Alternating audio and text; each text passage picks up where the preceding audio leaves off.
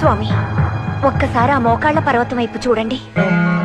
ఈ ఆనంద సమయంలో మిమ్మల్ని తప్ప మరింకేదీ చూడదలుచుకోవడం లేదు. అక్కడ ఆకలితో దప్పికతో ఒక బిడ్డ నోరు ఎండిపోతోంది ప్రభు.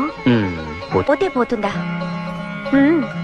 ఆ శిలారూపం దాల్చినప్పటి నుంచి నీ మనసు కూడా బండబారిపోయినట్టుంది. పద్మావతి, బిడ్డ ఆకలి తండ్రి కంటికి కనిపించదు. అవును, కంటికి కనిపించదు, మనస్సుకు కనిపిస్తుంది. అందుకే ఆ బిడ్డ ఆకలి తీర్చడానికి ఆ తల్లే కథలు వెళ్ళేట్టు చేశాను.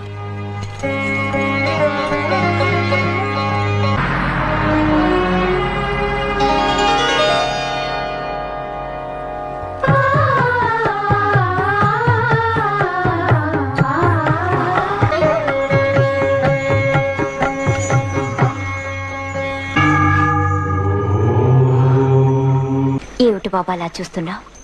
లేనాయనా, ఏమిటి అలా పడిపోయావు? ఆకలిగా ఉందా?